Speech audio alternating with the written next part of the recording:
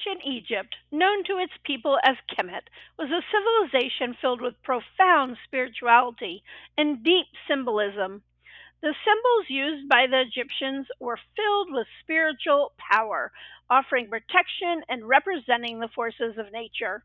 Today we are talking about 8 symbols, what they are, and how we can use them today in our pagan practices.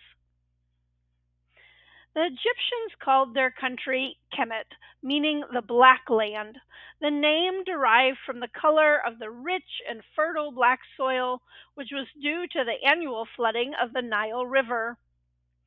Egyptian deities are recognized by what symbols they carry, and that gives us insight into that god or goddess's powers. I will also have a blog post that goes more in depth on these symbols. Real quick, if you're new to my channel, hello and welcome.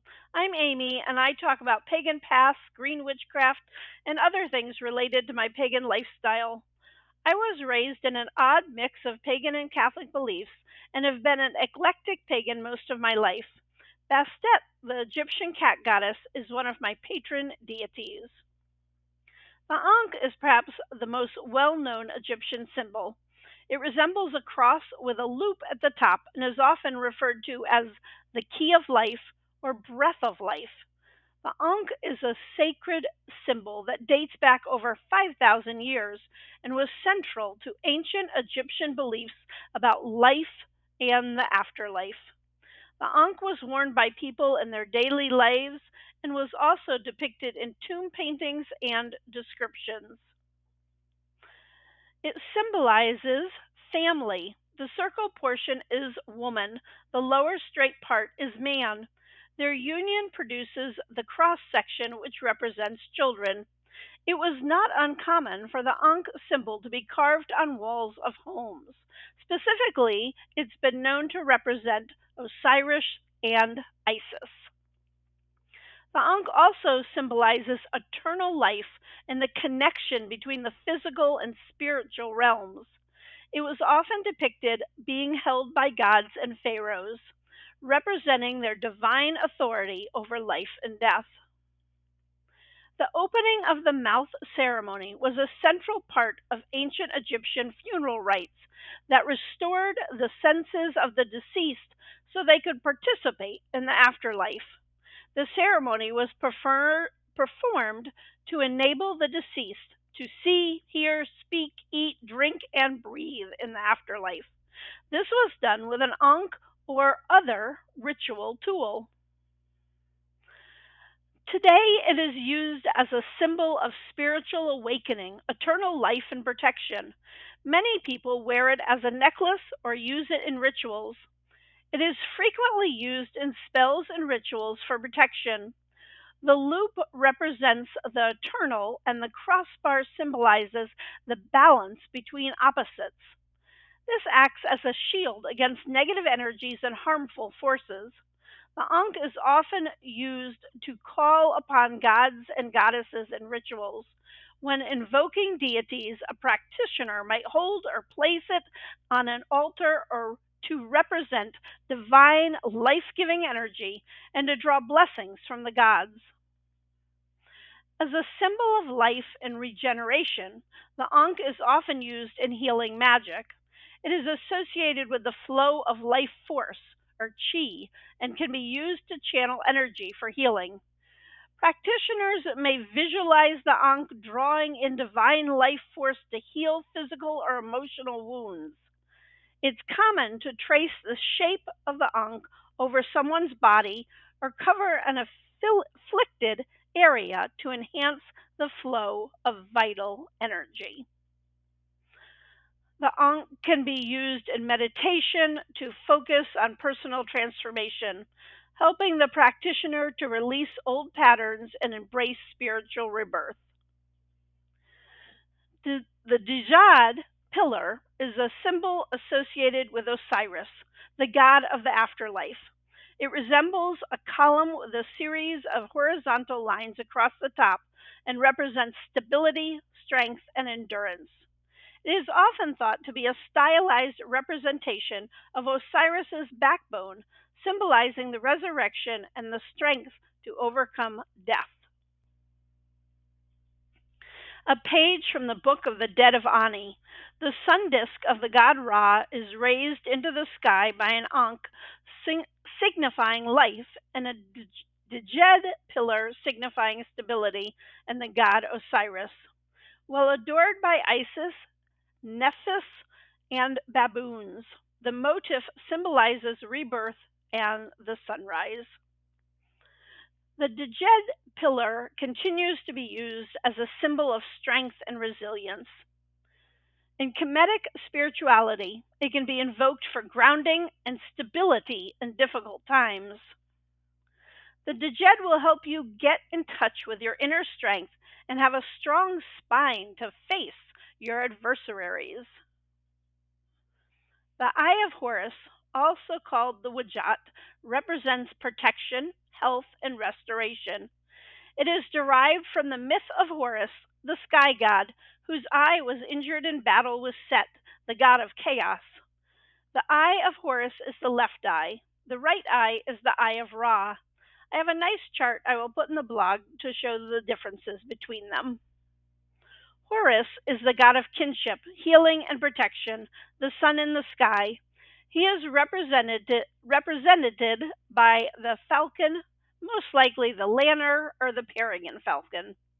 The eye of Horus is considered the left eye and associated with the moon. According to legend, during a battle with his uncle Set, Horus lost his eye. It was later magically restored by the god Thoth, symbolizing healing and wholeness. This restoration gave the Eye of Horus its association with protection, health, and restoration. The Eye of Ra is associated with Ra, the sun god, and represents his power and wrath. Ra is often depicted as having an all-seeing eye that he would use to watch over the world or punish enemies. The Eye of Ra is often considered a more destructive and aggressive symbol than the Eye of Horus, embodying the sun's scorching power and the protective yet fierce aspect of Ra.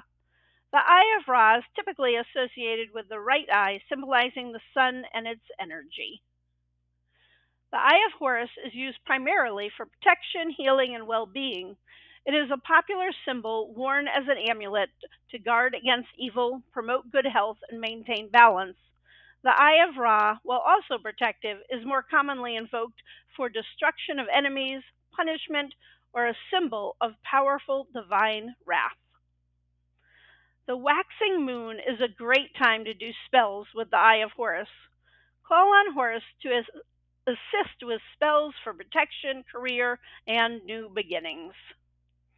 The lotus flower, or water lily, is a powerful symbol of creation, rebirth, and purity in Kemetic symbolism.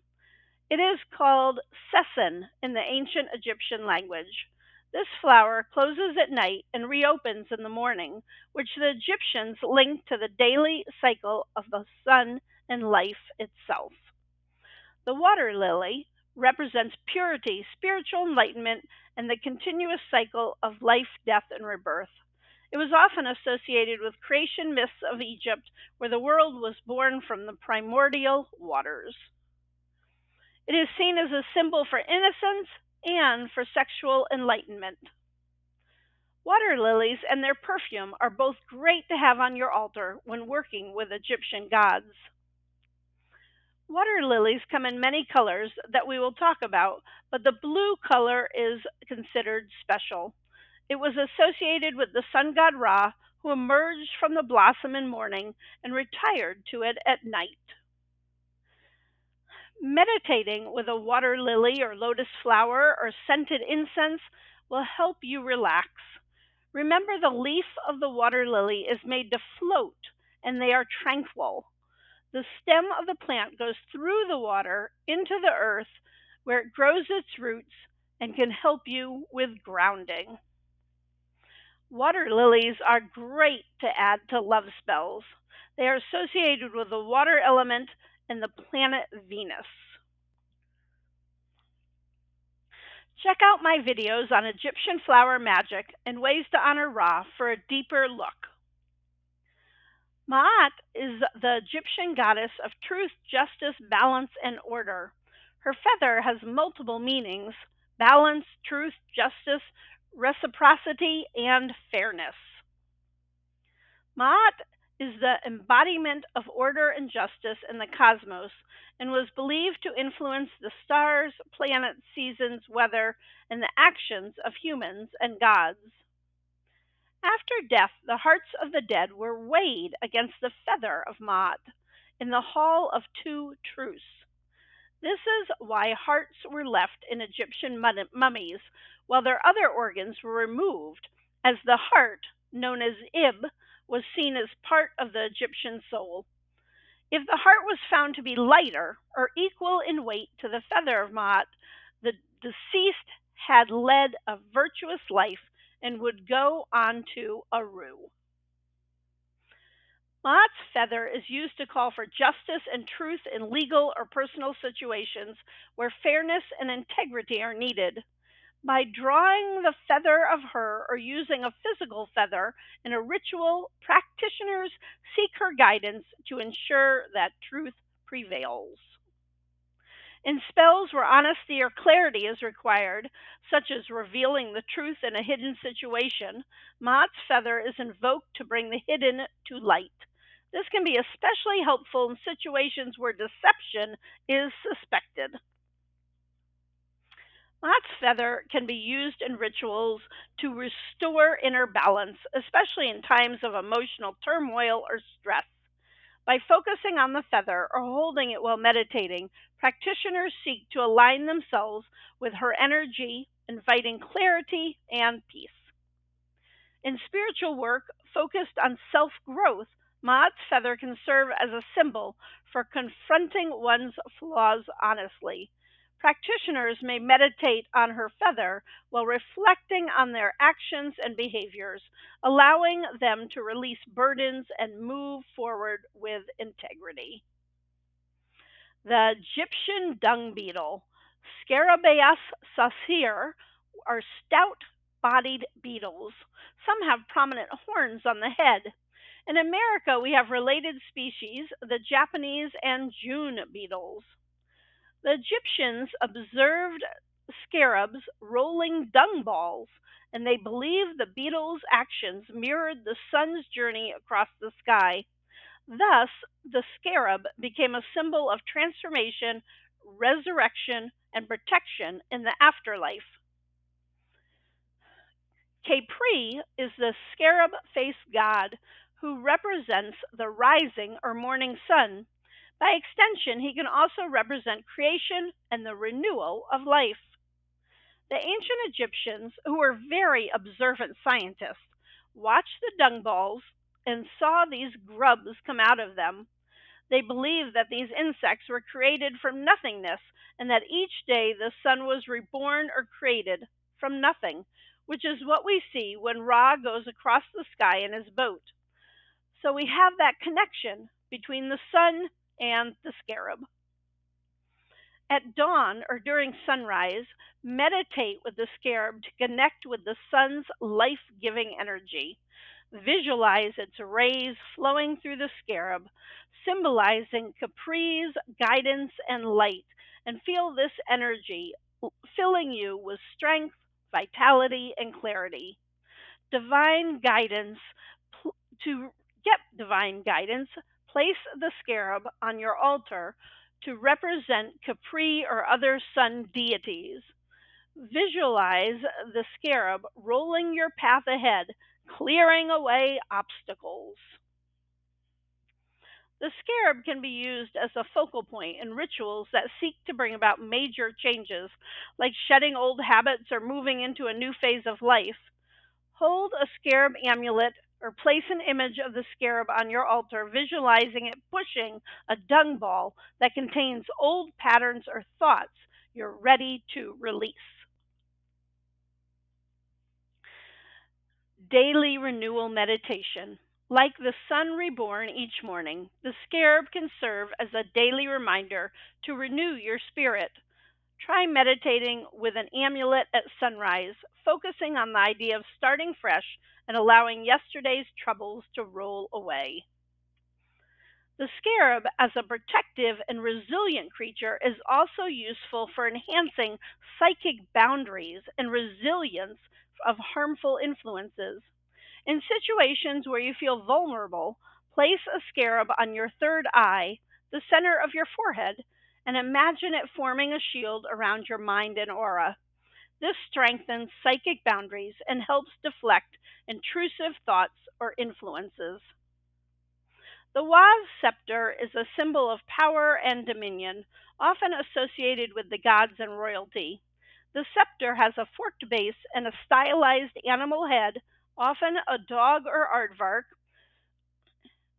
The Waz scepter were depicted as being carried by gods, pharaohs, and priests. It represents control over the forces of chaos and the stability of the state. It was wielded by gods and kings to demonstrate their authority over both the earth and the spiritual realm. Traditionally, the scepter has a fork at the bottom, and it is felt that this long stick was used to capture snakes, such as the cobra, for magical rituals. The Waz scepter can be used today as a representation of leadership and authority, especially in rituals or spiritual contexts where one seeks to gain control over their life and surroundings. Ancient Egyptians felt the sky was held up by four Waz scepters, and it is connected to the element of air. The Waz scepter symbolizes control over chaos. Call on Set to help you find calm in the chaos. Similar to the scepter was the crook and flail carried by Osiris. The shepherd's crook stood for kingship and the flail for the fertility of the land. Famously, the crook and flail is on King Tut's coffin. Symbols are important connections that we make with our deities and use in magical practices. They are a form of expression that conveys sacred meanings. I hope that some of the ways we use symbols resonates with you. Try using them in your practice. Thanks for watching and have a very witchy day.